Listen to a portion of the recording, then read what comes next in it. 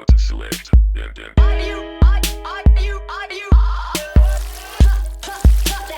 Go, let's go. All went down.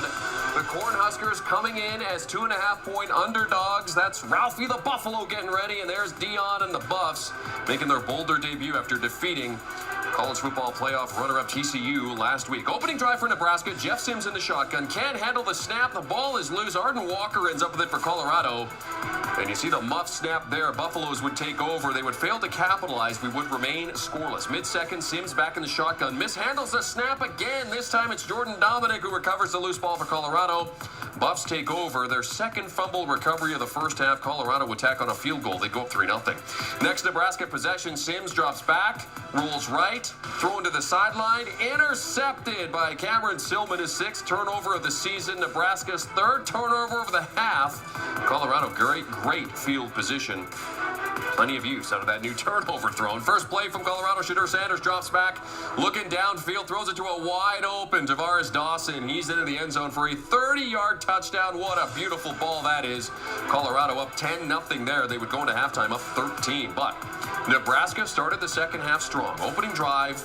Down 13. Sims keeping it himself. Probably the safest option at this point. Down the sideline all the way to the house. 57-yard rushing score. Nebraska on the board. Cuts the deficit to 6. But the Buffs would answer. Ensuing possession. Shedeur Sanders rolls left. Fires a dart to a wide open Xavier Weaver in the end zone. That's a 12-yard strike. Colorado up 20-7 after the extra point. Second touchdown of the game for Sanders. 6th passing touchdown to start the season. First play of the fourth quarter. Nebraska just over midfield. Sims extending the handoff, but fumble recovered by Bishop Thomas. Colorado takes over Nebraska. The most turnovers through the first 2 games of a season since 2004. That was their 8th. Ensuing possession for Colorado. Sanders reverse to Dawson into the end zone. 8-yard touchdown. Colorado up 29-7 after they missed a 2-point convert. Second touchdown of the game for Dawson. Next Colorado drive. Buffs in the red zone. Sanders back to pass. Can't find anyone, and he's taking it in himself. Lunges into the end zone. Colorado up 36-7 after the extra point. They go on to win at 36-14. Third largest win versus Nebraska in 72 meetings. A 22-point win here. Sanders, 393 passing yards, 3 total touchdowns on the day. Did not finish the game. Dion took him out when they had things in hand. So third straight win versus Nebraska for Colorado, dating back to 2018. That's tied for the longest streak by Colorado in series history. This is a series that dates back to the 1800s, by the way. Start the season 2-0 for the first time since 2020. 22nd straight loss versus an AP-ranked opponent for Nebraska. We didn't mention Travis Hunter in those highlights, but I've got a snap count here, folks. 68 of 77 offensive snaps, 57 of 63 defensive snaps, 125 of 140. He was on the field for close to 90% of the game. All right, so here they go. 2-0, the Buffs. And next week, they have Colorado State. As you look at the largest wins, I'm just going to tease a bit ahead of that. Already listed as 19.5-point favorites for that game next week against Colorado State. Big win this week. That's versus Nebraska. 22-point win.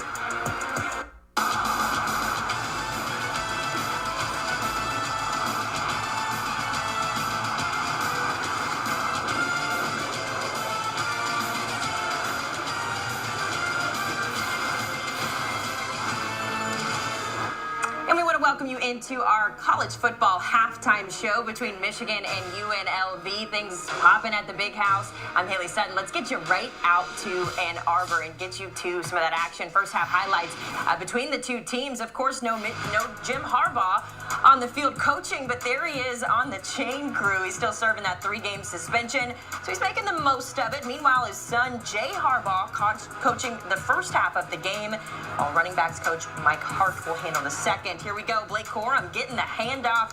He'll take it up the middle to get the first down, taken down at the 3 before he puts it in for a touchdown. Michigan on the board, up and early, 7-0 for the Wolverines. Up next, J.J. McCarthy, Heisman favorite, possibly, fakes the handoff, takes it down the right side of the field, and he'll be taken down at the 2-yard line. Keep it coming, Wolverines. It's Corum again. He'll take the handoff, his second touchdown of the game. Michigan, just like that, up 14-0. 22 rushing touchdowns since the start of last season for Corum.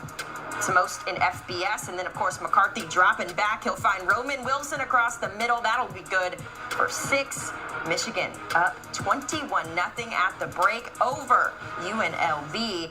An exciting one out there at the Big House. As we take a look at some of the numbers, we'll go ahead and welcome in our guests available to talk about this one, Chip Patterson and Emery.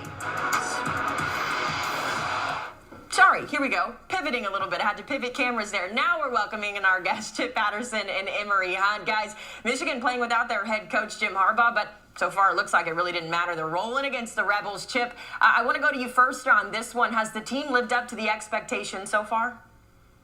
I would say J.J. McCarthy has exceeded my expectations. This is an offense that we always knew could run the football well with Blake Corum and Donovan Edwards. And through 6 quarters of Michigan football here in the 2023 season, the biggest headline is that J.J. McCarthy is the star of this offense. He opens this game 13 for 13 throwing the ball, 17 for 18 at halftime, thanks to our incredible research department. How about so far this season? He's got 4 touchdown passes and just 5 interceptions. Now, how much of that is a credit to UNLV's defense and, Michigan just kind of taking whatever they're giving them? Teams are loading up to stop the run. McCarthy is taking advantage. But think about J.J. McCarthy in his own development. Not even a starting quarterback his first year, finally wins that job in 2022. And now he's got an opportunity with Michigan as a legitimate national championship contender to put himself in that Heisman Trophy conversation if he continues to be this effective with the passing game. I've been more interested and fascinated by this defense of Michigan, especially this defensive line. When you're having to stop the run consistently, especially against this go-go offense, which is predicated on explosive run plays, and they don't have any in the first half, it's been fantastic for Michigan, because you think about all the turnover that they've had up front with NFL draft pick going here, NFL draft pick going there, and they just replenish and replace. This defensive line has proven that they're ready for the long haul, because, again, to Chip's point, they've gone against this offensive line of their own all throughout the week in practice. So point of attack play is good for Michigan. Doesn't matter who's out there coaching this football team. Let's talk a little bit about J.J. McCarthy. Both of you guys mentioned him, but obviously in the conversation for the Heisman already. How impressive has he been, and what do you think he needs to do in order to continue to stay in that Heisman conversation? Emery, I'll check in with you first.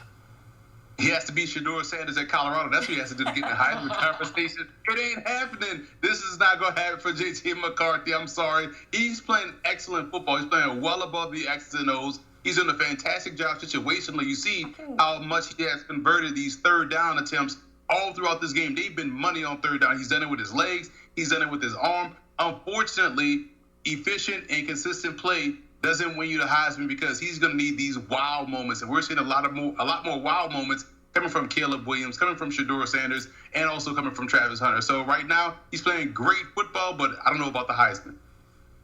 Great point. 6 of 7 on third down so far in this half. Michigan is. McCarthy a big part of that. Let me just, play armchair psychologist. I think this is about building confidence in J.J. McCarthy, a player who saw his season not end the way he wanted to. Some of the turnovers and the mistakes against TCU in the college football playoff loss for the Wolverines. And I think back to some of the bigger games last season where, though Michigan was successful, it was clear that in a lot of those red zone situations and maybe some of more the high leverage third downs, they weren't really putting McCarthy in a position to go and take over. And so I think what they are doing with this run-up, with this non-conference competition, of which Michigan is going to absolutely barrel through every single team, let's build up the confidence in McCarthy. I mentioned the Heisman Trophy part. They don't care about the Heisman Trophy part on that staff. What they care about is making sure that he's ready up here to go up against Penn State, to go up against Ohio State, because he's not going to have a chance to have a wow moment because there's not going to be that many competitive games. But when they get a competitive game, can they call McCarthy's number? Will he have the confidence to be able to go out there and stand out? And if he does, then he will get consideration as the most outstanding player in college football. Well, he's got to be feeling pretty confident at the moment. 17 of 18, 188 yards, and of course a touchdown. So something to keep our eye on for the rest of this game too, as the live line is set at 37.5 for Michigan. The total sitting at 44.5. Guys, coming out of this break, who are you feeling more? Michigan to carry this one home, or will UNLV sneak in on this one? Chip, I'll go to you first. Oh, I will lay the points because we're changing coaches. You know Mike Hart wants to come in and show out. We've let Jay Harbaugh have the first 30 minutes of this game. Now he gets the reins. I'll tell you what, we've been throwing the ball a little bit too much for Mike Hart's taste. I say that ground game gets absolutely cooking. Corum, Edwards, that rest of that room, they just eat in the second half. And we see more touchdowns than in the first, if for no other reasons than the competition between Jay Harbaugh and Mike Hart.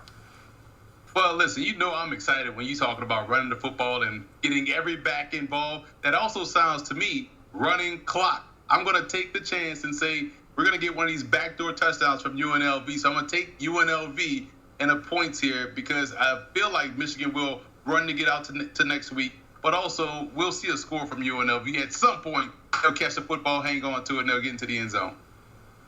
All right, guys, thanks so much for that. We look forward to the rest of this game. We'll see who comes out on top. We'll go ahead and move right along in our show. A reminder, UCLA taking on San Diego State tonight at 7:30. The 24th meeting all-time between the two schools. UCLA does lead it 21-1 and 1 all-time, but the Bruins 1-3 against the Mountain West in the last 4 games. So a chance for San Diego State to capitalize on that. We'll see that one on CBS. And of course, you can stream it on Paramount Plus. Let's move to.